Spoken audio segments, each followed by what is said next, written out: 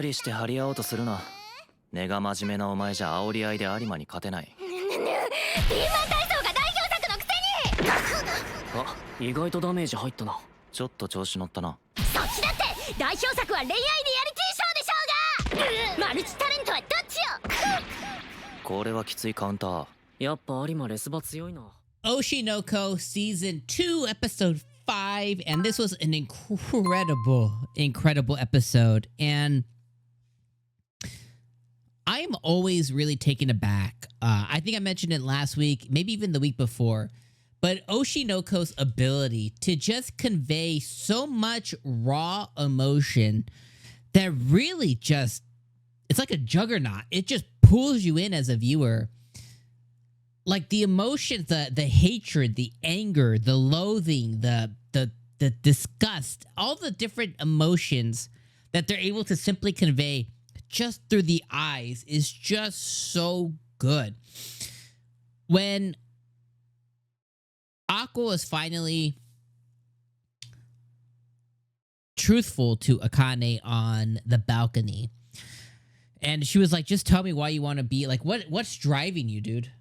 And he was like, well, what if I were to tell you that, you know, I want to kill somebody and, you know, I want to get to the top because that's where this person is and I want to kill them. And when he looks, his eyes are like, you know, obviously I do crazy eyes, but his eyes just like, they darken.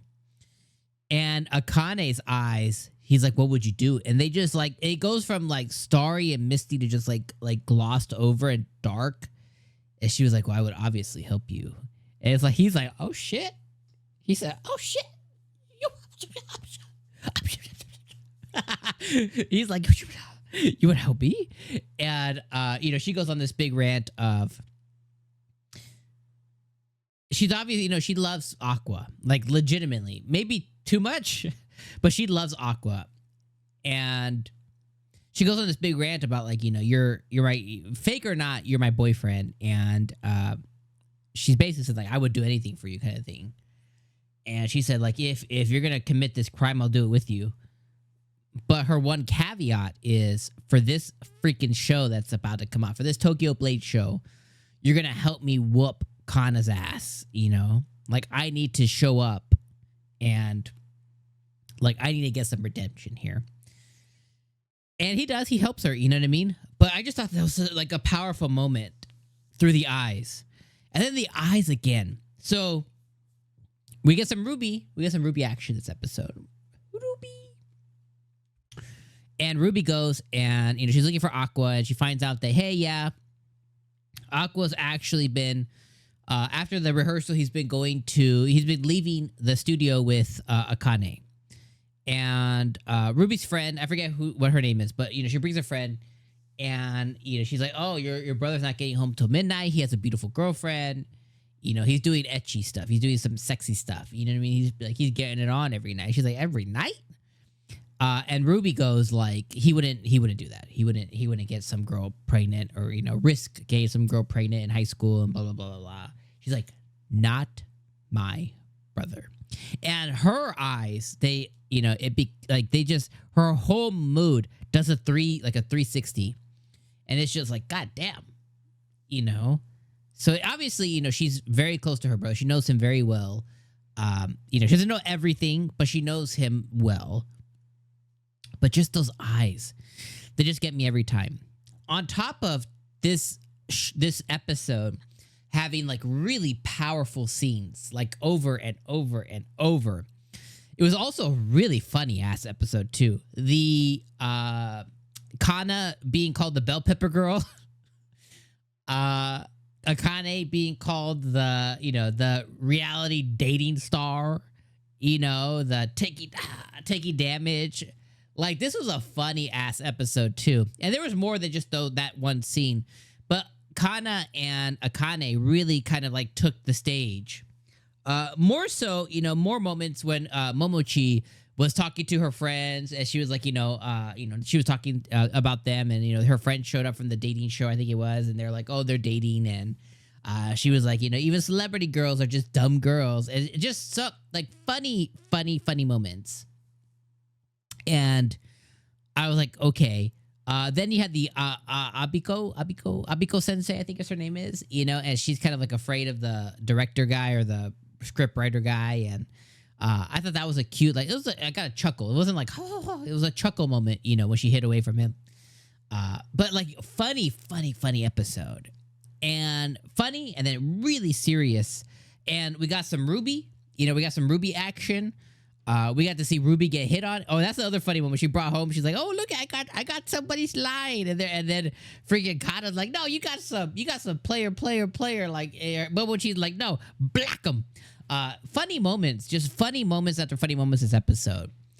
And then we have like, you know, again we go back to the serious stuff. We have Akane and Aqua seriously, like they're at Taishi's house. The director, I think his name's Taishi. And they're out there and they're like, you know, he's helping them really navigate this script and really trying to pull out the emotion from Aqua. And Aqua's big barrier to, you know, to cross is, you know, every time he thinks of he gets PTSD and he gets like a panic attack. So he's trying to pull from that emotion, that scarring emotion. I would like for him to pull for some kind of emotion from his past life, but he doesn't, so it's okay. But he's trying to pull from that emotion.